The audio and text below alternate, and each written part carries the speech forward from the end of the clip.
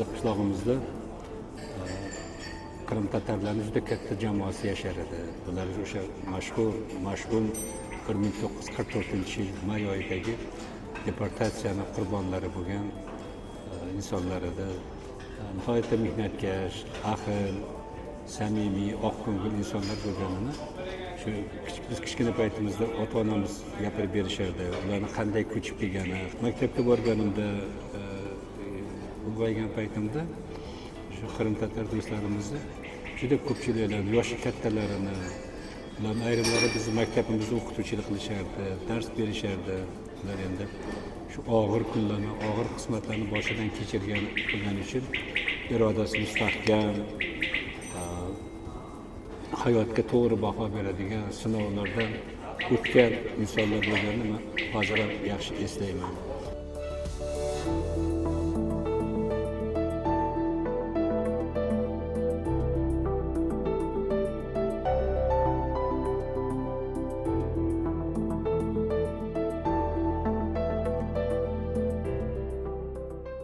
Lekin o'zini bir vaqtinchalik belki bir surgun bo'lib kelgan, ko'chirma bo'lib kelgan insonlar sifatida ular his qilsa-da, lekin shu bir kun bo'lsa ham yashaydigan joyini obod qilib, chiroyli qilib, go'zal qilib yashashi juda meni havasimni keltirardi, hayratga solardi.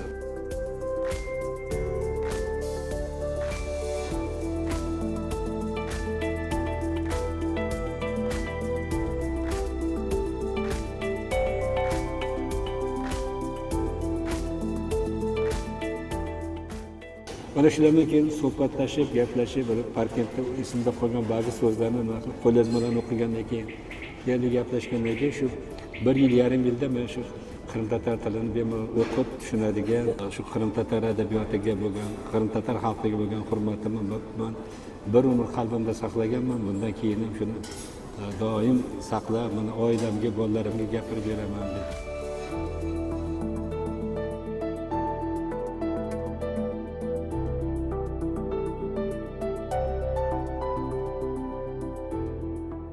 Qaror chiqib, bular qaytadigan bo'lishdi yurtiga. Shunda biz keyin g'afurlanishayotganda hammamiz yig'ilib, shu jamoamiz ularni kuzatib, ular bitta iltimos qilishadiki, biz endi qaytib ketyapmiz, yo'da redaksiya tashkil qilamiz, nashriyotni. Shuning uchun bizani birinchi arxivimizni, qo'lyozmalarimizni, kitoblarimizni bu yerda to'plagan.